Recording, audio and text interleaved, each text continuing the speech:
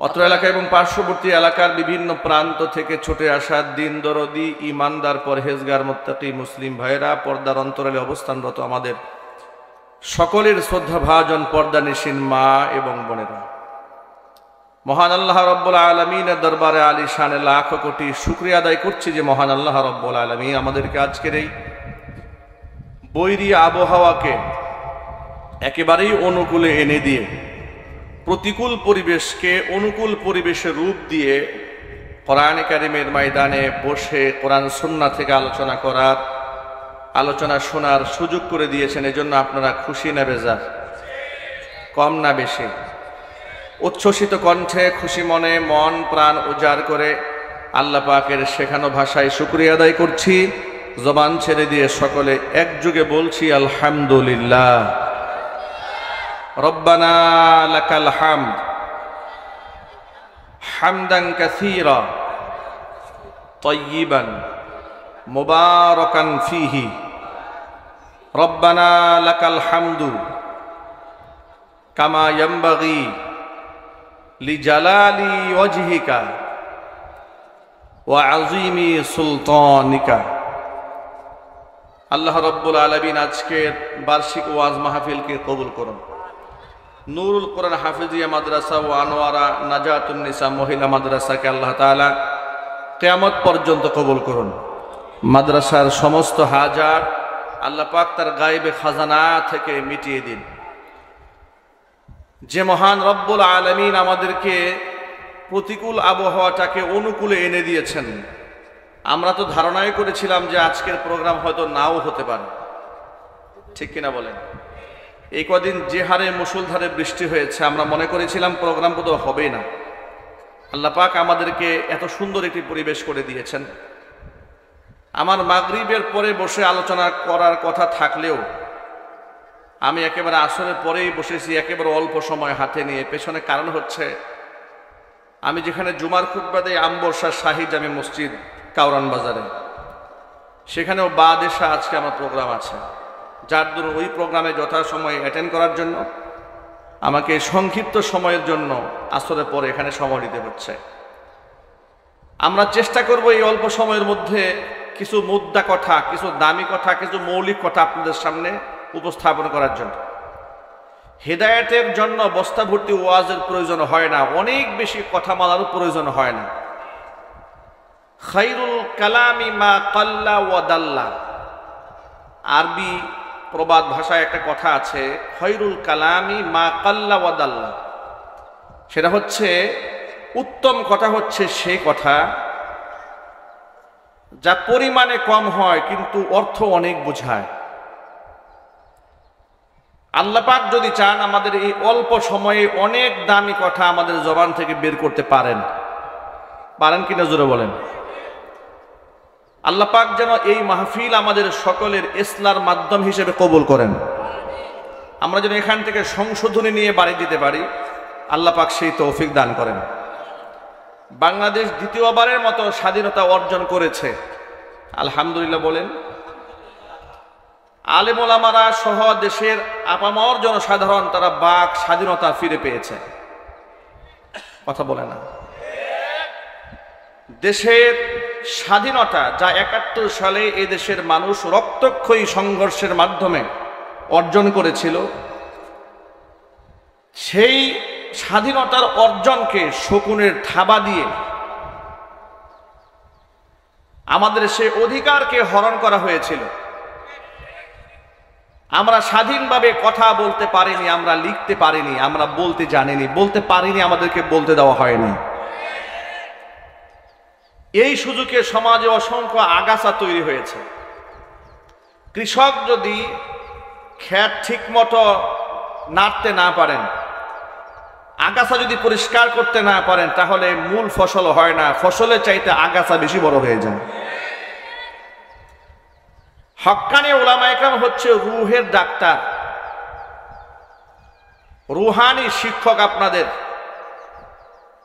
আত্মার রোগের চিকিৎসক। হাজারাত উলামা ইকরাম স্বাধীনভাবে সর্ব অঙ্গনে করতে পারেন নাই কিংবা করতে দেওয়া হয়নি। এই সুযোগে সমাজের মধ্যে শিরিক তৈরি হয়েছে, বেদাত তৈরি হয়েছে, কুসংস্কার তৈরি হয়েছে। মাজার পূজা, পীর পূজা, দুর্গা পূজা, দরগা পূজা এগুলো সমাজের মধ্যে দিন দিন বেড়েই চলেছে। অমুসলিমদের পূজা মণ্ডপের শিরিক নিয়ে আমাদের মুসলিম পরিবেশে আমাদের মূল বক্তব্য নয়। অমুসলিমরা আপন ধর্ম পালনের স্বাধীনতা পাবে, কোরআন তাদেরকে সে রাইট দিয়েছে। লা ইকরাহা ফিদ্দীন মানে হচ্ছে জোর করে অমুসলিমকে মুসলিম বানানো যাবে না। হিদায়াতের স্পষ্ট বার্তা আল্লাহ পাক দুনিয়ার মানুষের সামনে উপস্থাপন করেছেন। ফামান শাআ ফালইউমিন ওয়া মান শাআ ফালইয়াকফুর। আল্লাহ কোরআনে বলেছেন, এত জলজান্ত উদাহরণ চোখের সামনে থাকার পরেও যদি সুস্থ মস্তিষ্ক দিয়ে চিন্তা করে, তাহলে সে তার রব আমি আল্লাহকে খুঁজে পাবে। সে যদি স্বেচ্ছায় সজ্ঞানে কালিমা পড়ে মুসলমান হয়, তাহলে তার কপাল ভালো হয়ে গেল। কিন্তু জোর করে অমুসলিমকে মুসলিম বানানো যাবে না, শুধু দাওয়াত দেওয়া যাবে। নবী করিম সাল্লাল্লাহু আলাইহি ওয়াসাল্লামকে আল্লাহ বলেছেন, লাস্তা আলাইহিম বিমুসাইতির। হে রাসূল, আপনাকে আমি জবরদস্তিকারী হিসেবে জমিনের মধ্যে পাঠাই নাই। ইন্নামা আনতা মুযাক্কিরুন, আপনি একজন উপদেশক। ইন্নামা আনতা মুযাক্কির, আপনি উপদেশের কথাগুলো তাদেরকে শোনাবেন, কিন্তু জবরদস্তি করে কালেমা ভিন্ন ধর্মাবলম্বীদের উপর আপনি চাপিয়ে দিবেন না। কিন্তু যেই ব্যক্তি একবার ইসলাম ধর্ম গ্রহণ করে ইসলামের সুশীতল ছায়াতলে আশ্রয় নিয়েছে, যে ব্যক্তি নিজেকে মুসলমান দাবি করেছে, তার জন্য সেই সুযোগ নাই। তার জন্য বিধান হচ্ছে, ইয়া আইয়ুহাল্লাযীনা আমানু দুখুলু ফিস সিলমি কাফা। হে ঈমানদারেরা, শুধু ঈমান আনলেই তো হবে না, পরিপূর্ণভাবে ইসলামে দাখিল হয়ে যেতে হবে। এখানে মুসলমান আমি নিজেকে দাবি করার পরে আমি কিছু মানবো, কিছু অস্বীকার করব, আর বলবো যে হিসাব যা দেওয়ার আমি পরকালে আল্লাহর কাছে গিয়ে দেব, মানুষের কাছে দেব না। এই ধরনের ভণ্ডামি কথাবার্তা বলার কোনো সুযোগ নাই। এ কথাটা আপনাদের সামনে উপস্থাপন করেছি এই জন্য, ঢাকা বিশ্ববিদ্যালয়ের শিল্পকলা একাডেমির যিনি মহাপরিচালকের দায়িত্ব গ্রহণ করেছেন কিছুদিন আগে, এই ভদ্রলোক বলেছেন 2024 সনে এসেও আমাদের মেয়েরা বুরকা পরে চলবে, এটা আমার বুঝে আসে না। নাউযুবিল্লাহি মিন যালিক। এ কথা বলার দ্বারা তিনি কি প্রমাণ করেছেন? ইসলামের পোশাকের উপর কি তার কোনো সম্মান বোধ আছে? একটু জোরে বলেন না। ইসলামের পোশাকের উপর তার কোনো শ্রদ্ধাবোধ আছে? নাই। যখন পোশাকের উপর তিনি এমন ব্যঙ্গ বিদ্রুপ করেছেন, চতুর্দিক থেকে তাকে লোকেরা গালমন্দ করেছে। কেউ তাকে নাস্তিক বলেছে, ইসলাম বিদ্বেষী বলেছে। প্রতিবাদ মুখর হয়ে তিনি মিডিয়ার সামনে তিনি বললেন যে এই পৃথিবীতে আমি নামাজ পড়ি না না পড়ি, এটা আমি দুনিয়ার কারো কাছে জবাবদিহিতা করব না, এটা কিয়ামতের দিন আল্লাহর কাছে জবাবদিহিতা করব। এটা আমার ব্যক্তিগত ব্যাপার। তিনি বুঝাতে চাইলেন যে আপনারা আমাকে নাস্তিক বললে কোনো লাভ নাই, আমি নামাজ পড়বো না না পড়বো এটা আমার ব্যক্তিগত ব্যাপার, জবাবদিহিতা করব আল্লাহর কাছে। আমি শিল্পকলা একাডেমির মহাপরিচালকের দৃষ্টি আকর্ষণ করে বলছি, আপনি নামাজ পড়বেন না না পড়বেন সেটা আপনি আমাদের কাছে জবাবদিহিতার দায়বদ্ধতা যদি আপনার না থাকে, আমাদের পোশাক নিয়ে কটূক্তি করার অধিকার আপনাকে কে দিয়েছে? আপনার নামাজ নিয়ে আমি কথা বলতে পারবো না, আপনি আমার বোরকা নিয়ে কথা কি করে বলেন? এই ধরনের অসংখ্য ইসলাম বিদ্বেষী চক্র রাষ্ট্রের বিভিন্ন গুরু দায়িত্বে বসে বসে এ দেশ থেকে ইসলাম বিদায়ের একটা ষড়যন্ত্র এঁকেছিল। দেশ দ্বিতীয়বারের মতো স্বাধীনতা লাভ করেছে। আমাদের বার্তা বড় স্পষ্ট, আমরা ইনশাআল্লাহ আগামীর বাংলাদেশ একটি ইসলামের বাংলাদেশ গড়ে তুলব ইনশাআল্লাহ। শিরিক এবং বেদাত মুক্ত একটি সোনার বাংলাদেশ আমরা করতে চাই। আল্লাহ পাক যেন কবুল করেন, জোরে বলেন আমিন। আমার প্রিয় বন্ধুগণ, একজন মুসলমানের ইসলামের বিধিবিধানের ন্যূনতম কোনো বিষয়কে নিয়ে তামাশা করা, ব্যঙ্গ করা, বিদ্রুপ করা কিংবা অস্বীকার করার কোনো সুযোগ ইসলাম তাকে দেয় নাই। একটু ভালো করে বোঝার চেষ্টা করেন। ভদ্রলোক বলেছে আমি নামাজ পড়ি না না পড়ি, আমি পাবলিকলি জবাবদিহিতা করব না, অথচ আল্লাহর নবী সাল্লাল্লাহু আলাইহি ওয়াসাল্লাম নামাজ শুধু না পড়লে জবাবদিহিতা নয়, হুজুর বলেছেন মসজিদে আজান শোনার পরে মসজিদে এসে জামাতের সাথে শরীক হয়ে যারা নামাজ আদায় না করে, যারা ঘরের মধ্যে নামাজ পড়ে, বুঝেন একটু, বেনামাজি না, নামাজ পড়ে মসজিদে গিয়ে না পড়ে, কোথায় পড়ে জোরে বলেন? ঘরের মধ্যে পড়ে। আল্লাহর হাবিব বলেন মসজিদে এসে জামাতে শামিল না হই ঘরের মধ্যে যারা নামাজ আদায় করে, আমার মনে চায় একদল যুবকদেরকে সাথে নেই, শুকনা লাকড়ি নিয়ে ওই বাড়িতে যায় আর বাড়িগুলাকে আমি আগুন দিয়া জ্বালিয়ে শেষ করে দেই। কারণ এই বাড়ির মহাব্বতে তারা ঘর থেকে মসজিদ পর্যন্ত আসে না। একটু চিন্তা করেন তো আপনারা, নামাজ তিনি ছেড়ে দিয়েছেন তা নয়, নামাজ সে পড়ে কিন্তু মসজিদে না আসে, ঘরের মধ্যে পড়ে। রসুল বললেন ঘরে পড়লে হবে না, তাকে পানিশমেন্ট দেওয়া হবে কেন সে মসজিদে আগমন করে নাই। এটা হচ্ছে ইসলাম। উদখুলু ফিস সিলমি কাফা, আপনাকে পরিপূর্ণ ইসলাম মানতেই হবে। নামাজ যেমন ইসলামের জন্য অপরিহার্য গুরুত্বপূর্ণ অধ্যায়, অনুরূপভাবে যাকাত ইসলামের অপরিহার্য একটা অধ্যায়। আল্লাহর হাবিব সাল্লাল্লাহু আলাইহি ওয়াসাল্লামের ইন্তেকালের পরে যখন আবু বকর সিদ্দিক রাদিয়াল্লাহু তাআলা আনহু খলিফা হয়ে গেলেন, অসংখ্য নও মুসলিমরা ইসলাম ধর্ম ছেড়ে দিয়ে আবার শিরকের মধ্যে মুবতালা হয়ে গেলেন। মুসলমানদের কিছু কিছু এমন ব্যক্তিরা ছিল, আমলের মধ্যে কিছু কিছু তারা শিথিলতা অবলম্বন করলেন, যারা আগে যাকাত দিতেন। কিন্তু আল্লাহর নবীর ইন্তেকালের পরে তাদের কিছু কিছু মানুষের মনোভাব এমন তৈরি হলো, যেহেতু রাসূল নাই এখন আর যাকাত আমরা দেব না। পরিস্থিতি বড় বেকায়দায় চলে যাচ্ছে। এমন পরিস্থিতির আলোকে হযরত আবু বকর সিদ্দিক রাদিয়াল্লাহু তাআলা আনহু বলছেন, যদি রাসূলের জামানায় যাকাত যারা দিয়েছে তারা যদি আমার জামানায় এসে যাকাতের উটের একটা রশি পর্যন্ত দিতে অস্বীকার জানায়, আমি তার বিরুদ্ধে যুদ্ধের ঘোষণা করব। এরপর তিনি বললেন, আয়ানকুসুদ্দীনু ওয়া আনা হাইয়ুন, মুসলমান তার ধর্মের কোনো ক্ষতি করে ফেলবে, একজন মুসলমান তার মাধ্যমে দ্বীনের কোনো ক্ষতি সাধিত হবে আর আমি জিন্দা থাকব, এটা আমি আবু বকর দ্বারা সম্ভব নয়। এখান থেকে গোটা জাতিকে একটা মেসেজ দিতে হবে, অমুসলিমরা পূজা অর্চনা করবে, আপনি বাধা দিতে পারবেন না, কিন্তু মুসলমান যদি ইসলাম দ্রোহিতা করে অবশ্য আপনাকে বাধা প্রদান করতে হবে, এমনকি তাকে শাস্তির সম্মুখীন করতে হবে। নিশ্চয়ই এতক্ষণ আমার বক্তব্যের মাধ্যমে এই বিষয়টি আপনাদের সামনে পরিষ্কার হয়েছে। অমুসলিমরা যদি ইসলাম বিরোধী কর্মকাণ্ড করে, যেমন তারা শিরিক করে, পূজা করে, অর্চনা করে, নাচ গান করে, ঢুল তবলা করে, তাদের ধর্মীয় আনাচার হিসেবে এটা আমি বাধা দেওয়ার কেউ না। তারা যদি সামাজিক বিশৃঙ্খলা সৃষ্টি না করে, কথা বলতে হবে ঠিক কিনা, তারা নিজেদের অঙ্গনে তারা ধর্ম পালন করবে। কিন্তু আমি মুসলমান, ইসলামকে স্বীকার করে নেওয়ার পরে ইসলাম বিরোধী কোনো কর্মকাণ্ড করার সুযোগ আমার আর নাই, ঠিক কিনা বলেন?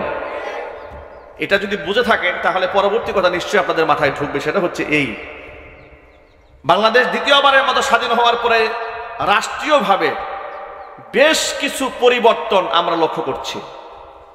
যেমন যেই সমস্ত অফিসারেরা আগে ঘুষ গ্রহণ করত, এখন তারা ঘুষ খাওয়া বন্ধ করে দিয়েছে, কথা বলে না, যদি বলেন ঠিক কিনা বলেন। জমি রেজিস্ট্রি যেখানে হতো, কিছুদিন আগেও আমাদের একটা রেজিস্ট্রির কাজ ছিল, সরকার পরিবর্তন হওয়ার পর আমরা গিয়েছি, কোনো প্রকারের ঘুষ ছাড়াই সেই কাজটা হয়ে গেছে। তো খুব অবাক হয়েছি, এবং আমাদের নিকটতম লোকেরা বলেছে যে সরকার যদি পরিবর্তন না হতো, এখানে কমপক্ষে 1 লক্ষ টাকা ঘুষ দিয়ে রেজিস্ট্রি করতে হতো, তা না হলে এখানে রেজিস্ট্রি করাই যেত না, সাব রেজিস্ট্রার অফিসারকে এটা দিতেই হতো, সেখানে 1 টাকা ঘুষ দেওয়ার প্রয়োজন হয় নাই। ইতিমধ্যে ধর্মীয় উপদেষ্টা, যিনি ধর্ম উপদেষ্টা বাংলাদেশের ডক্টর আফম খালেদ হোসেন হাফিজাহুল্লাহ, তিনি গতকালকে ঢাকা শহরের এক বিরাট বড় সিরাত মাহফিলে ঘোষণা করেছেন যে আমরা উপদেষ্টারা এই সিদ্ধান্তে উপনীত হয়েছি, আমাদের সম্পদ যতটুকুন আছে সরকারের কাছে আমরা হিসাব দিয়ে দিচ্ছি, আমাদের দায়িত্ব থেকে যখন আমরা অব্যাহতি গ্রহণ করব, একচুল পরিমাণ আমাদের সম্পদ বাড়বে না। তিনি বলেছেন, রাষ্ট্রের সম্পদ লুটপাট করে যারা খায়, এটা কোনোদিন তারা দেশপ্রেমিক মানুষ হতে পারে না। যেহেতু ধর্মীয় উপদেষ্টা, ধর্ম উপদেষ্টা অর্থাৎ ধর্ম মন্ত্রণালয়ের দায়িত্বশীল ব্যক্তি একজন বিখ্যাত, একজন বিজ্ঞ প্রাজ্ঞ, একজন আলেম, তো স্বাভাবিকভাবেই তার অঙ্গনে ঘুষ যেমন বন্ধ হয়ে গেছে, ইতিমধ্যে অনেক অঙ্গন থেকেই আলহামদুলিল্লাহ ঘুষ বন্ধ হয়েছে। অনেক জায়গার মধ্যে শিরিক হতো, সেই শিরিকের আস্থানা এদেশের মানুষরা ভেঙে চুরে গুড়িয়ে দিয়েছে। আপনাদেরকে বোঝাবার জন্য বলি, বাংলাদেশের অনেক জায়গাতে এমন কিছু মাজার আছে যে মাজারের মধ্যে শুয়ে থাকা কোনো আল্লাহর ওলি আছে তার কোনো প্রমাণ নাই, কিন্তু মাজার আছে। কথা বলেন না, ঠিক কিনা বলেন? আর মাজারের নামগুলা কি শুনলে আপনারা হাসতে হাসতে পেট ব্যথা হয়ে যাবে। মাস্তান বাবার মাজার, ল্যাংটা বাবার মাজার, বদনাশার মাজার, পাগলা বাবার মাজার, কি আছে না নাই? একটু জোরে বলতে হবে তো। গাজীপুরে তো আছে ফসি পাগলার মাজার, মানে পাগল, ছাগল, ল্যাংটা, জামা কাপড় নাই, সব আল্লাহর ওলি হয়ে গেছে।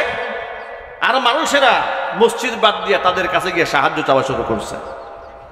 এর চেয়ে ক্ষুধাদ্রোহিতা আর কি হতে পারে? কথা বলতে হবে তো, ঠিক কিনা বলেন? আর এই সমস্ত মাজার পূজাকে জিয়ায় রেখেছে বাংলাদেশের তথাকথিত কিছু সুন্নি সম্প্রদায়ের লোকেরা। নিজেদেরকে সুন্নি দাবি করে ইসলাম বিরোধী যত প্রকারের কাজ আছে, যেমন নারী পুরুষের অবাধ মেলামেশা এই দেশের মাজারগুলোতে আছে না নাই? উরসের নামে নাচানাচি ভণ্ডামি এই দেশে আছে না নাই? উরসের নামে গান বাজনা ঢোল তবলা বাজানো আছে না নাই? উরসের নামে গাঁজাখুরদের আড্ডা মাজারগুলোতে আছে না নাই? এর দ্বারা খুব স্পষ্টই প্রমাণ হয় এদেশের মাজারগুলা শিরিক, বেদাত, কুফর, কুসংস্কারের আড্ডাখানায় পরিণত হয়েছে। চিল্লায় বলতে হবে, ঠিক কিনা? সেগুলা যদি মুসলিমরা ভেঙে দেয় তাহলে তো মুসলমানদের কষ্ট লাগার কথা নয়।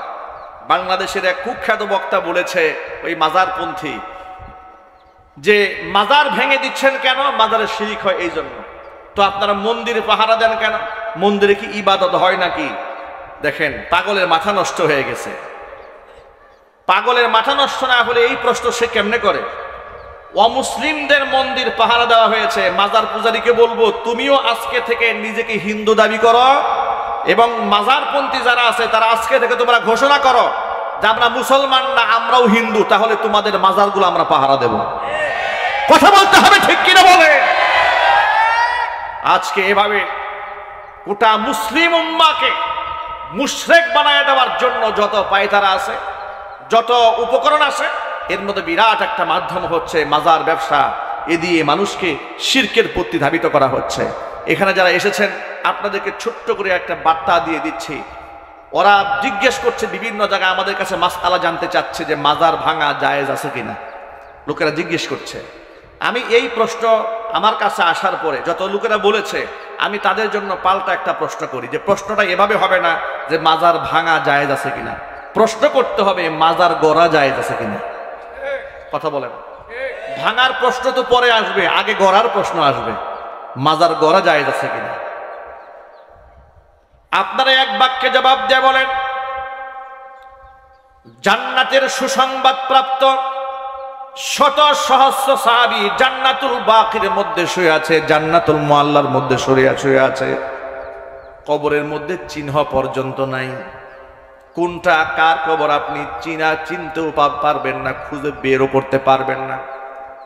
কোনটা ফাতেমাতুজ জাহরা রাদিয়াল্লাহু তাআলা আনহার কবর আপনি খুঁজেও পাবেন না।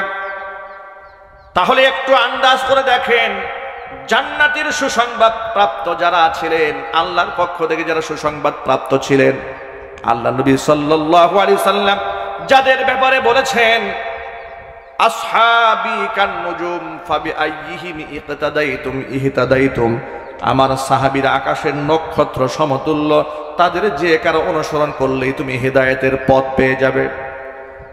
নক্ষত্র তুল্য সাহাবায়ে কেরাম, আল্লাহর হাবিব যাদের সম্মান নিয়ে বলেছেন, আল্লাহ আল্লাহ ফি আসহাবি লা তাত্তাখিযুহুম গরাদাম মিন বাদি ফামান আহাব্বাহুম ফাবিহুব্বি আহাব্বাহুম ওয়ামান আবগাদাহুম ফাবিবুগদি আবগাদাহুম।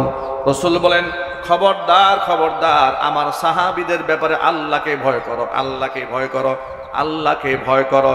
লা তাত্তাখিদুহুম গরদাম মিন বাদি, আমার ইন্তেকালের পরে আমার সাহাবীদেরকে সমালোচনার টার্গেটে পরিণত করো না। ফামান আহাব্বাহুম ফাবিহুব্বি আহাব্বাহুম, আমার সাহাবীদেরকে যারা ভালোবাসে তারা আমি রাসূলকে ভালোবাসে, আমার ভালোবাসার কারণেই সাহাবীদেরকে ভালোবাসে। ওয়ামান আবগাদাহুম ফাবিবুগদি আবগাদাহুম, কোন ব্যক্তি যদি আমার সাহাবীদের প্রতি বিদ্বেষ ভাব পোষণ করে, মনে রাখবা আমি রাসূলের উপর বিদ্বেষের কারণে আমার সাহাবীর উপরে তারা বিদ্বেষ ভাব পোষণ করে। তাহলে চিন্তা ভাবনা করে দেখেন, আল্লাহর হাবিব সাল্লাল্লাহু আলাইহি ওয়াসাল্লাম যে সমস্ত সাহাবীদেরকে নক্ষত্র বললেন, কোরআন মাজিদের মধ্যে আল্লাহ পাক বললেন রাদিয়াল্লাহু আনহুম ওয়া রাদু আনহু, আমার নবীর সাহাবীদের উপরে আমি আল্লাহ সন্তুষ্ট হয়েছি, তারাও আমি আল্লাহর প্রতি সন্তুষ্ট। শুধু কি তাই, কোরআন মাজিদের মধ্যে আল্লাহ পাক বললেন উলাইকাল্লাযীনা ইমতাহানাল্লাহু কুলুবাহুম লিত্তাকওয়া লাহুম মাগফিরাতুন ওয়া আজরুন আযীম। আমি নবীর সাহাবীদের অন্তরগুলাকে তাকওয়ার মাপকাঠিতে পরীক্ষা করে নিয়েছি। তাকওয়ার মাপকাঠিতে পরীক্ষা করার পরেও তারা পরীক্ষার মধ্যে উত্তীর্ণ হয়েছে। লাহুম মাগফিরাতু ওয়া আজরুন আযীম, আমি আল্লাহর পক্ষ থেকে তাদের জন্য রয়েছে ক্ষমা এবং মস্ত বড় পুরস্কার। তাহলে সাহাবায়ে কেরামের উপর আল্লাহ সন্তুষ্ট, রাসূল সন্তুষ্ট, নক্ষত্র সমতুল্য, যে কাউকে অনুসরণ করলে জান্নাত পাওয়া যাবে, সাহাবায়ে কেরাম জান্নাতি, কোনো সন্দেহ নাই। ওই সমস্ত সাহাবীদের কোনো মাজার হয় না, ওই সমস্ত সাহাবীদের কবরে উরস হয় না, ওই সমস্ত সাহাবীদের কবরে পূজা হয় না, আগরবাতি মোমবাতি জ্বালানো হয় না। এবার সাহাবীদের পর্ব রাখেন দু জাহানের বাদশা ইমামুল মুরসালিন রাহমাতুল লিল আলামিন খাতামুল আম্বিয়া নবিয়ুনা মুহাম্মদুর রাসূলুল্লাহ সাল্লাল্লাহু আলাইহি ওয়াসাল্লাম। কিয়ামতের ময়দানে যিনি সুপারিশ না করলে বিচার কার্য শুরুই হবে না। জান্নাতের দরজার মধ্যে সবার আগে যিনি করাঘাত করবেন, কিয়ামতের ময়দানে মাকামে মাহমুদ সিজদায় পড়ে চোখের পানি ছাড়ার পরে আল্লাহ রাব্বুল আলামিন যার সুপারিশ মঞ্জুর করে নেবেন, সেই নবীজি সাল্লাল্লাহু আলাইহি ওয়াসাল্লামের কবরের মধ্যে উরস হয় না, সেখানে লাল শালো বিছানো হয় না, সেখানে ঢোল তবলা বাজানো হয় না।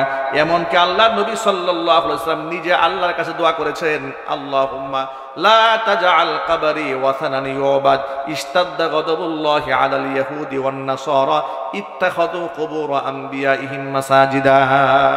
আল্লাহ তাআলা, তুমি আমার কবরটাকে পূজা করা হয় কিংবা ইবাদত করা হয়, উপাসনা করা হয় এমন ভাস্কর্যের রূপ দিও না। আল্লাহ নবী সাল্লাল্লাহু আলাইহি ওয়াসাল্লাম নিজের কবরে যেন ইবাদত না হয়, আল্লাহ রাব্বুল আলামিনের কাছে সাহায্য প্রার্থনা করেছেন। জোরে কোন সুবহানাল্লাহ।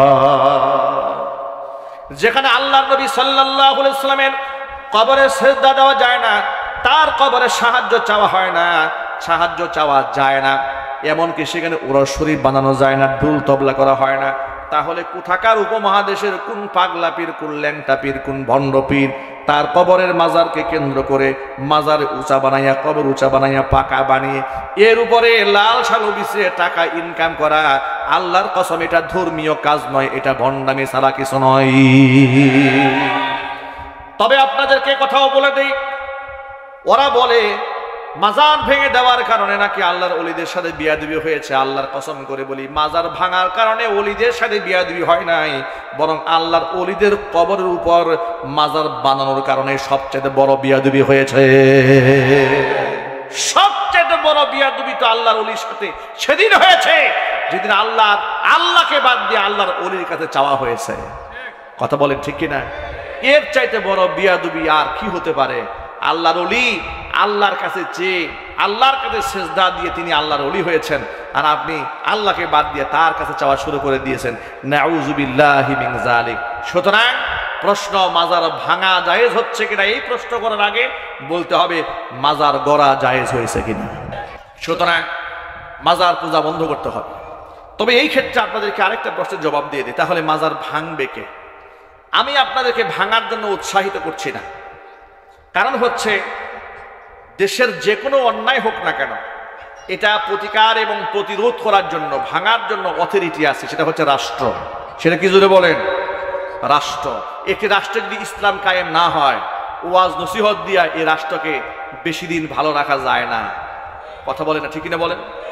এত ওয়াজ হয়, এত নসিহত হয়, এত ওয়াজ নসিহত দিয়ে বাংলাদেশের রাষ্ট্রীয় বিভিন্ন পর্যায়ের ব্যক্তিদের অফিসে রাজনৈতিক নেতা কর্মীদের ছবি টাঙিয়ে রাখা হতো। এমনকি আপনারা শুনে অবাক হবেন, আলিয়া মাদ্রাসাগুলো দেখেছেন না? ওটা তো একটা মাদ্রাসা, নাকি কি বলেন আপনারা? মাদ্রাসা তো, সেখানে কোরআন সুন্নাহ শেখানো হয়, সেখানে ভালো ভালো আলেমও তৈরি হয়েছে, আলহামদুলিল্লাহ বলেন। সেই আলিয়া মাদ্রাসাগুলোর অফিসে, যেহেতু সরকার দ্বারা নিয়ন্ত্রিত, মাদ্রাসা যিনি প্রিন্সিপাল, অধ্যক্ষ, তার মাথার উপরে শেখ মুজিবুরের ছবি, শেখ হাসিনার ছবি বাধ্যতামূলকভাবে টানিয়ে রাখা হয়েছে 16টা বছর ধরে। কথা বলেন ঠিক কিনা? স্টেজে অসংখ্য আলেমরা আছে, আমার সামনে জ্ঞানীজন অনেকেই আপনারা আছেন। আপনারা এক বাক্যে জবাব দিয়ে বলেন তো, ছবি টাঙায় রাখা ইসলামে হালাল না হারাম? আরো চিৎকার দিয়া বলেন। ওজরে আপনি ছবি তুলতে পারবেন, ওজরে, কিন্তু ওই ছবি ফ্রেম করে টাঙায় রাখবেন সর্বসম্মত ক্রমে। পৃথিবীর সমস্ত ফকিহ, সমস্ত আলেম, সমস্ত মুফতি মুহাদ্দিস একমত, ছবি টাঙিয়ে রাখা হালাল না হারাম? চিৎকার দিয়ে বলেন। এটা কি আলিয়া মাদ্রাসার অধ্যক্ষ যিনি ছিলেন তিনি জানতেন না? জোরে বলেন। তিনি আলেম, তিনি প্রাজ্ঞ ব্যক্তি, বিজ্ঞ ব্যক্তি, তিনি জানতেন, কিন্তু তিনি এই চেয়ারে মাজলুম ছিলেন। কথা বলতে হবে ঠিক কিনা? এই চেয়ারে তিনি মাজলুম ছিলেন। ছবি জোরপূর্বক মাথার উপর টাঙিয়ে রাখা হয়েছে একেবারে শ্রদ্ধার সাথে।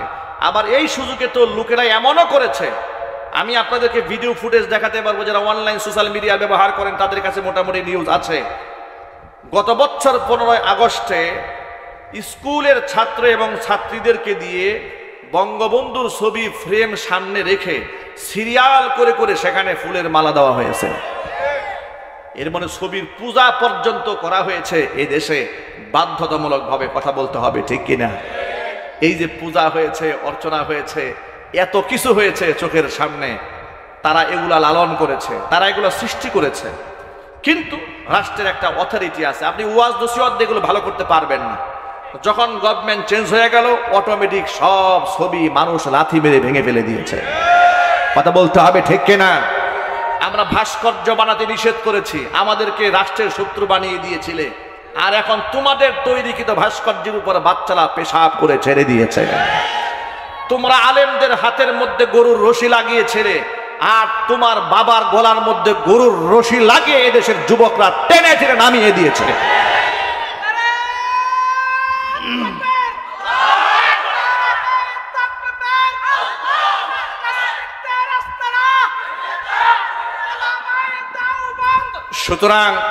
সুতরাং আমি একটা মেসেজ দিতে চাই, সেটা হচ্ছে এই, ওয়াজ নসিহত করে আপনি সবকিছু ঠিকঠাক করতে পারবেন না। ক্ষমতা চেঞ্জ হয়ে গেলে অটোমেটিক অনেকটা চেঞ্জ হয়ে যায়।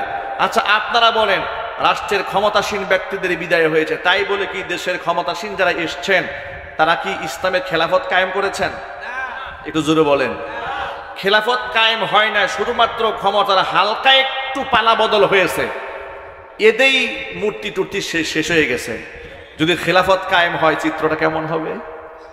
আল্লাহু আকবার বলে চিল্লাবেন, আল্লাহু আকবার। ক্ষমতার পালা বদল হয়েছে। আমি শুনতে পেলাম বাংলাদেশের বিভিন্ন অঞ্চলে চান্দাবাজ চেঞ্জ হয়ে গেছে। চান্দা বন্ধ হয় নাই, ধান্দাও বন্ধ হয় নাই। ফ্যাক্টরি চাঁদা এক শ্রেণী আগে খাইতো, ক্ষমতার পালা বদল হওয়ার পর আরেক শ্রেণী দখল করে বসে আছে। বাস্তবতা আছে না নাই? তাহলে আপনি চান্দাবাজ তো মুক্ত করতে পারলেন না। এটা কখন মুক্ত করা সম্ভব হবে? যখন তন্ত্র মন্ত্র বাদ দিয়ে খেলাফত ইসলাম কায়েম করা হবে। এই জন্য আগামীর বাংলাদেশকে গড়তে হলে হকপন্থী, বলিষ্ঠ কণ্ঠের অধিকারী, প্রাজ্ঞ ব্যক্তিত্ব সম্পন্ন সুবিজ্ঞ আলেমদেরকে রাষ্ট্র ক্ষমতায় আনতে হবে। রাজি আছেন কিনা? আমি দোহাত দেখতে চাই। আল্লাহ রাব্বুল আমিন ঐক্যবদ্ধভাবে কাজ করার তৌফিক দান করেন, জোরে বলেন আমিন। তাহলে আমি যেটা বলতে চেয়েছিলাম যে মাজার ভাঙা যারা কোট ভাঙছে তারা সঠিক কাজ করছে কিনা না, এটা পাবলিকলি নিজে জিম্মাদারি গ্রহণ করে যা করেছে, ভেঙে ফেলেছে, এটা আইনত তারা করে নাই। এটা যদি মানুষকে, এই সকলকে এই অথরিটি দেওয়া হয়, তাহলে দেশের মধ্যে বিশৃঙ্খলা তৈরি হবে, ঠিক কিনা বলেন? যেমন কোরআনের আইন আছে হত্যার বদলে হত্যা, তাই বলে কেউ কাউকে হত্যা করলো বিনিময়ে আপনি তাকে হত্যা করতে পারবেন না? পারবেন না।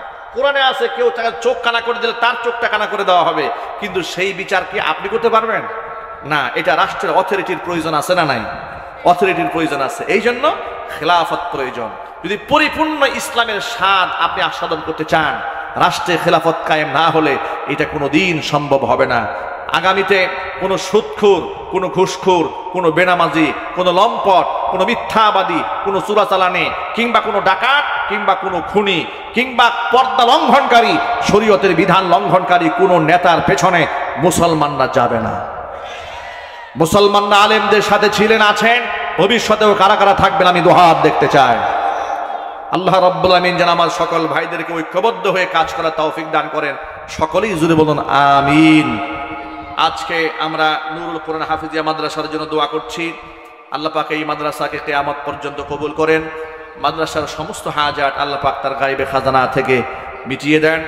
সাথে সাথে অত্র এলাকার সমস্ত মুর্দেগানের কবর আযাব আল্লাহ রাব্বুল আলামিন কিয়ামত পর্যন্ত বন্ধ করে দেন। কাল হাসরের কঠিন ময়দানে আয়োজন আল্লাহ রাব্বুল আলামিন আমাদের সকলের নাজাতের জারিয়া হিসেবে কবুল করুন আমিন।